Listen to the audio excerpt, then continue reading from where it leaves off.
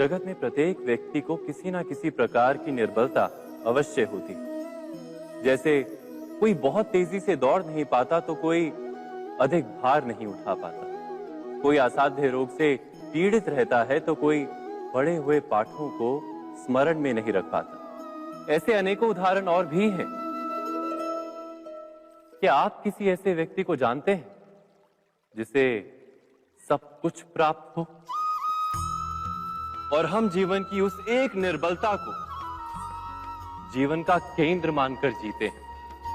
इस कारणवश हृदय में दुख और असंतोष रहता है सदा। निर्बलता मनुष्य को जन्म से अथवा संजोग से प्राप्त होती है, किंतु उस निर्बलता को मनुष्य का मन अपनी मर्यादा बना लेता है। किंतु कुछ व्यक्ति ऐसे भी होते हैं जो अपने पुरुषार्थ और श्रम से उस निर्बलता को पराजित कर देते हैं। क्या भेद है उनमें और अन्य लोगों में? क्या आपने कभी विचार किया है? सरल सा उत्तर है इसका। जो व्यक्ति निर्बलता से पराजित नहीं होता, जो पुरुषार्थ करने का साहस रखता है हृदय में, वो निर्बलता को पार कर जाता है। अर्थात निर्बलता अवश्य ईश्वर देता है, किंतु मर्यादा मनुष्य का मन ही निर्मित करता है। स्वयं विचार कीजिए।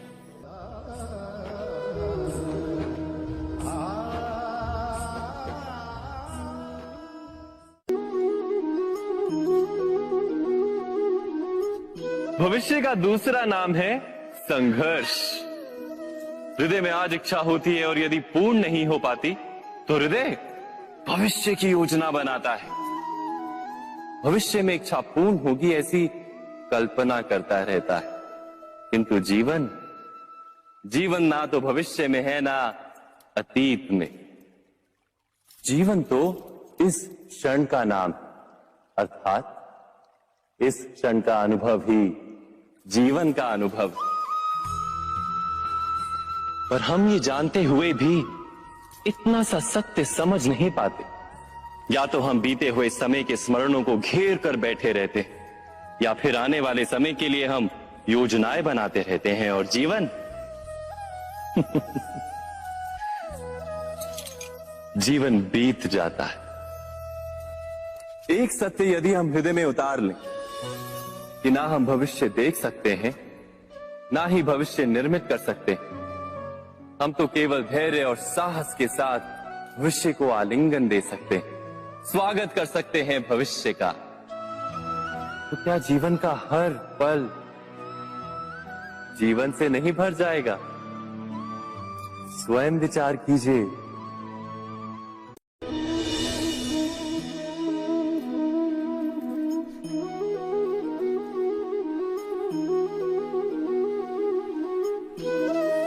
ज्ञान प्राप्ति सदा ही समर्पण से होती है, ये हम सब जानते हैं। किंतु समर्पण का वास्तविक महत्व क्या है?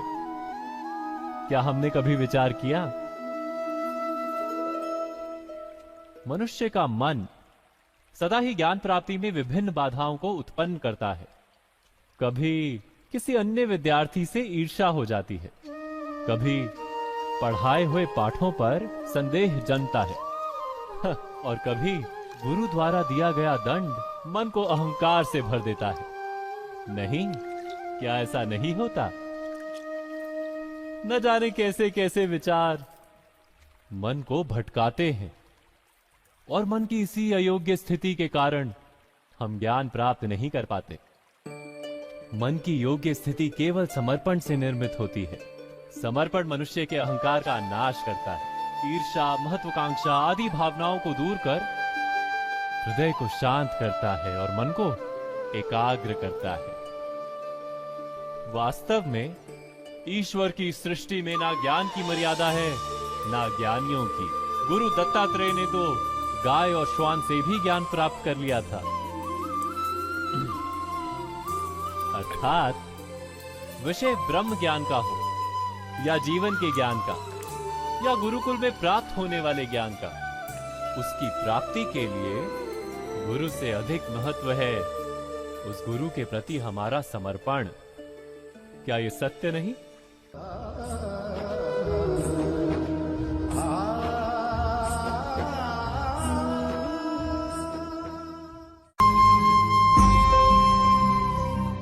प्रत्येक मनुष्य के जीवन में ऐसा क्षण अवश्य आता है जब सारे स्वप्न, सारी आशाएं, सारे दृश्य ध्वस्त हो जाते हैं। जीवन के सारे आयोजन ही बिखर जाते हैं। एक और धर्म होता है और दूसरी ओर सुख। इसी को धर्म संकट कहते हैं। जब धर्म का वहन ही संकट हो और धर्म का त्याग ही सुख हो। विचार कीजिए, कभी किसी स्वजन के विरुद्ध सत्य बोलने का अवसर प्राप्त हो जाता है, कभी ठीक दरिद्रता के समय सरलता से चोरी करने का मार्ग प्राप्त हो जाता है, कभी किसी शक्तिशाली राजनेता या राजा के कर्मचारी का अधर्म प्रकट हो जाता है। सबके जीवन में ऐसी घटना बनती ही रहती है। अधिकतर लोग ऐसे किसी क्षण को धर्म संकट के रूप में जान ही नहीं पाते। हमें किसी प्रकार के संघर्ष का अनुभव ही नहीं होता। सहजता से सुख की ओर खींचे चले जाते हैं, जैसे मक्खी गुड़ की ओर खींची चली जाती। वास्तव में धर्म संकट का क्षण ईश्वर के निकट जाने का क्षण होता है। यदि हम संघर्षों से भयभीत ना हो, सुख की ओर आकर्षित ना हो, अपने धर्म पर दृढ़ रहे, तो ईश्वर का साक्षात्कार दूर नहीं।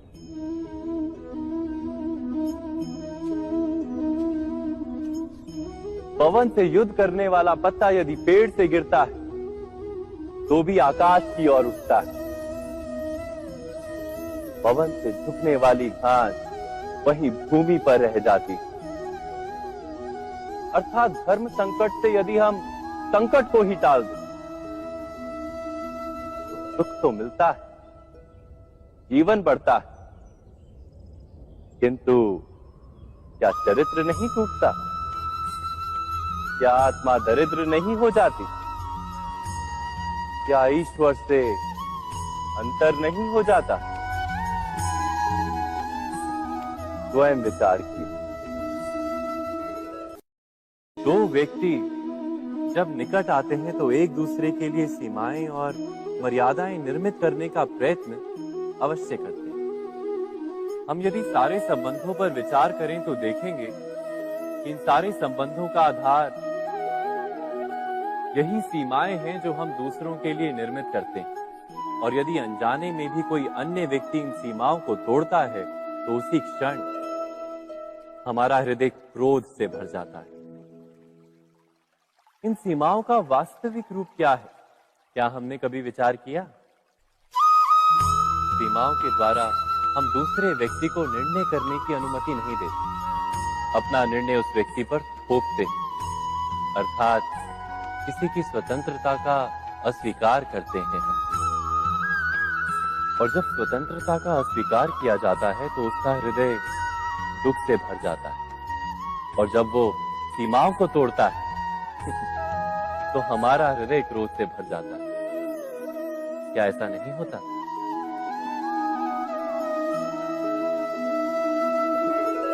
पर यदि एक दूसरे की स्वतंत्रता का सम्मान किया जाए तो किसी मर्यादाओं या सीमाओं की आवश्यकता ही नहीं होती।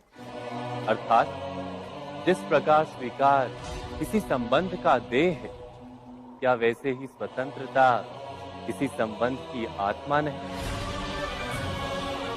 स्वयं विचार कीजिए। सबके जीवन में ऐसा प्रसंग अवश्य आता है कि सत्य कहने का निश्चय होता है हृदय में, किंतु मुख से सत्य निकल नहीं पाता। कोई भय मन को घेर लेता है। किसी घटना अथवा प्रसंग के बारे में बात करना या फिर स्वयं से कोई भूल हो जाए उसके बारे में कुछ बोलना, क्या ये सत्य है? नहीं, ये तो केवल तथ्य है। अर्थात जैसा हुआ था वैसा केवल बोल देना सामान्य सी बात। किंतु कभी कभी उस तथ्य को बोलते हुए भी भय लगता है। कदाचित किसी दूसरे की भावनाओं का विचार आता है मन। दूसरे को दुख होगा ये भय भी शब्दों को रोकता है। तो ये सत्य क्या है? क्या हमने कभी विचार किया है? जब भय रहते हुए भी कोई तथ्य बोलता है तो वो सत्य कहलाता है। वास्तव में सत्य कुछ और नहीं, केवल निर्भयता का दूसरा नाम है। और निर्भय होने का कोई समय नहीं होता, क्योंकि निर्भयता आत्मा का स्वभाव है। अर्थात क्या प्रत्येक क्षण सत्य बोलने का क्षण नहीं होता?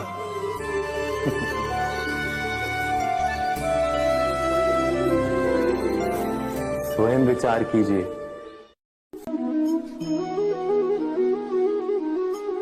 श्रेष्ठता का क्या अर्थ है? श्रेष्ठता का अर्थ है दूसरों से अधिक ज्ञान प्राप्त करना।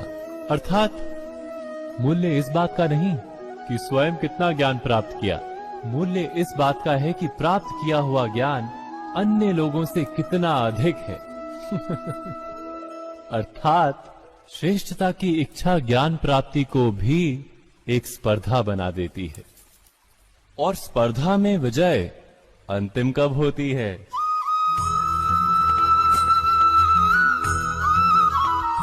कुछ समय के लिए तो श्रेष्ठ बना जा सकता है, किंतु सदा के लिए कोई श्रेष्ठ नहीं रह पाता। फिर वही असंतोष, पीड़ा और संघर्ष जन्म लेता है।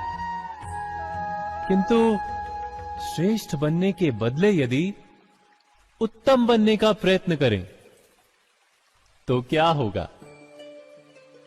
उत्तम का अर्थ है कि जितना प्राप्त करने योग्य है वो सब प्राप्त करना, किसी से अधिक पाने की इच्छा से नहीं, मात्र आत्मा की तृप्ति हेतु कुछ प्राप्त करना। उत्तम के मार्ग पर किसी अन्य से स्पर्धा नहीं होती, स्वयं अपने आप से स्पर्धा होती है। अर्थात उत्तम बनने का प्रयत्न करने वाले को देर अबेर सारा ज्ञान प्राप्त हो जाता है, बिना प्रयत्न के ही वो श्रेष्ठ बन जाता है। किंतु जो श्रेष्ठ बनने का प्रयत्न करता है वो श्रेष्ठ बने या ना बने, उत्तम कभी नहीं बन पाता।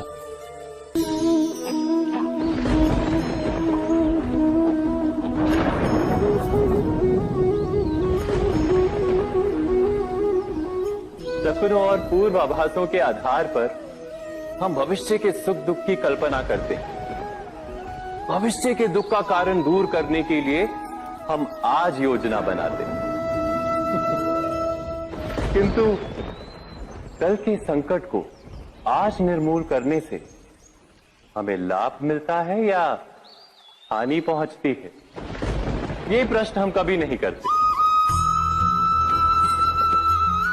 सत्य तो ये है कि संकट और उसका निवारण साथ जन से, व्यक्ति के लिए भी और सृष्टि के लिए भी। नहीं, आप अपने भूतकाल का स्मरण कीजिए, इतिहास को देखिए, आप तुरंत ही ये जान पाएंगे कि जब जब संकट आता है तब तब उसका निवारण करने वाली शक्ति भी जन्म लेती। यही तो जगत का चलन है। वस्तुतः संकट ही शक्ति के जन्म का कारण है। प्रत्येक व्यक्ति जब संकट से निकलता है तो एक पद आगे बढ़ा होता है, अधिक चमकता है, आत्मविश्वास से अधिक भरा होता है, न केवल अपने लिए अपितु विश्व के लिए भी। क्या ये सत्य नहीं? वास्तव में संकट का जन्म है एक अवसर का जन्म, अपने आप को बदलने का अवसर, अपने विचारों को ऊंचाई पर करने का अवसर, अपनी आत्मा को बलवान और ज्ञान मंडित बनाने का अवसर। जो ये कर पाता है उसे कोई संकट नहीं होता, किंतु जो ये नहीं कर पाता वो तो स्वयं एक संकट है विश्व के लिए। विचार कीजिए।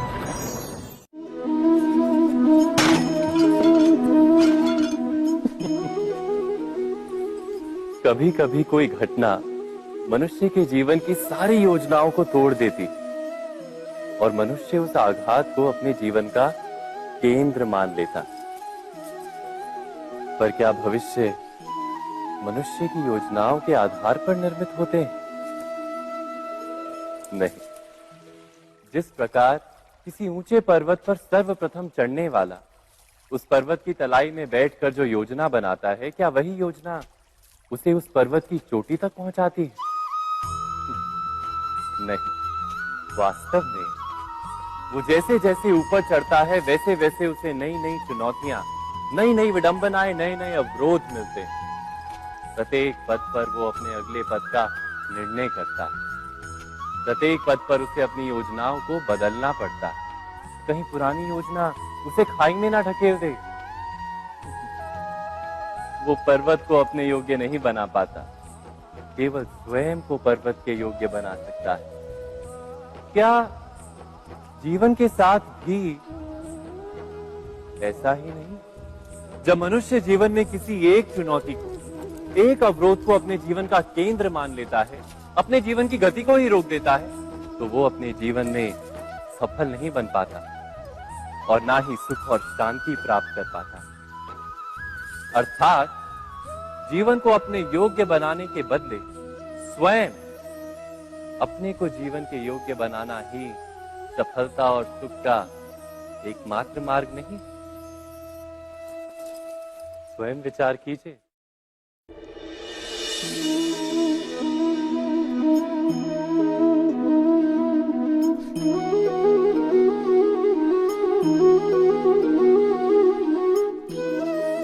जीवन का हर क्षण निर्णय का क्षण होता है। प्रत्येक पद पर दूसरे पद के विषय में कोई निर्णय करना ही पड़ता है और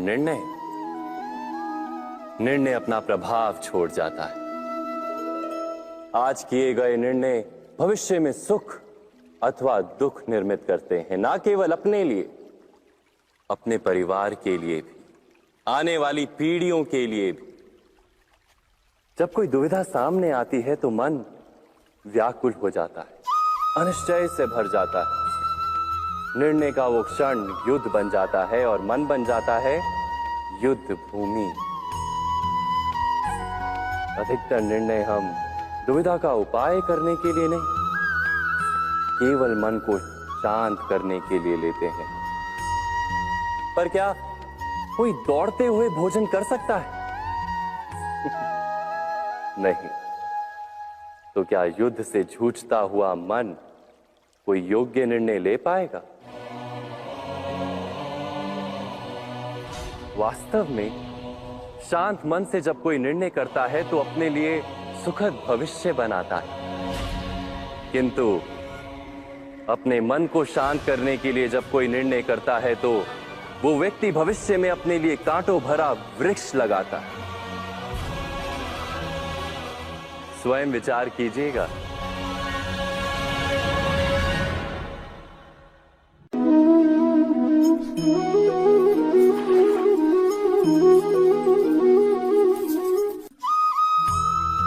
जीवन में आने वाले संघर्षों के लिए जब मनुष्य स्वयं को योग्य नहीं मानता, जब उसे अपने ही बल पर विश्वास नहीं रहता, तब वो सद्गुणों को त्याग कर दुर्गुणों को अपनाता है।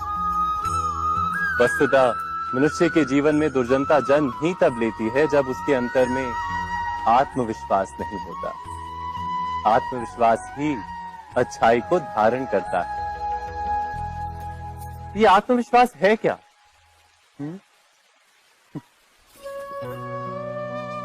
जब मनुष्य ये मानता है कि जीवन का संघर्ष उसे दुर्बल बनाता है, तो उसे अपने ऊपर विश्वास नहीं रहता। वो संघर्ष के पार जाने के बदले संघर्ष से छूटने के उपाय ढूंढने लगता है। किंतु जब वो ये समझता है कि ये संघर्ष उसे अधिक शक्तिशाली बनाते हैं, ठीक जैसे व्यायाम करने से देह की शक्ति बढ़ती, तो प्रत्येक संघर्ष के साथ उसका उत्साह बढ़ता है। अर्थात आत्मविश्वास और कुछ भी नहीं, मन की स्थिति, जीवन को देखने का दृष्टिकोण मात्र है। और जीवन का दृष्टिकोण तो मनुष्य के अपने वश में होता है। स्वयं विचार कीजिए।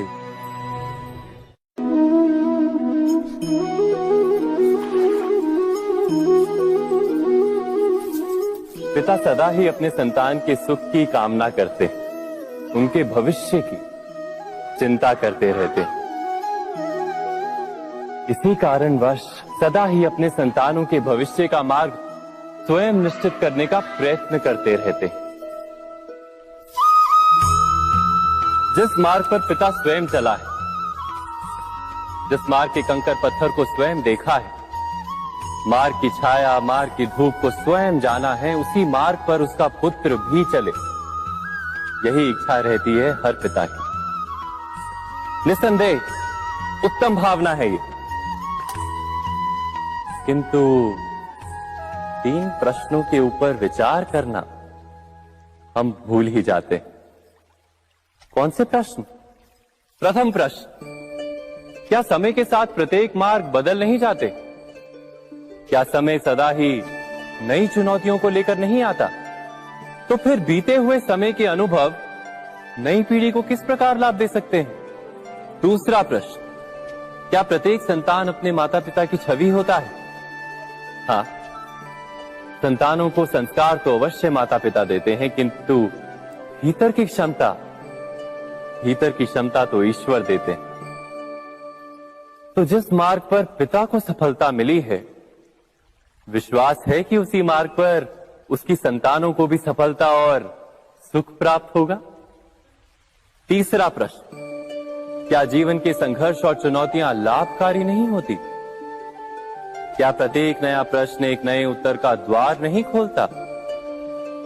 तो फिर संतानों को नए नए प्रश्नों, संघर्षों और चुनौतियों से दूर रखना, ये उनके लिए लाभ करना कहलाएगा या हानि पहुंचाना? अर्थात जिस प्रकार संतान के भविष्य का निर्माण करने के बदले उसके चरित्र का निर्माण करना श्रेष्ठ है, वैसे संतानों के जीवन का मार्ग निश्चित करने के बदले उन्हें नए संघर्षों के साथ जूझने के लिए मनोबल व ज्ञान देना अधिक लाभदायक नहीं होगा?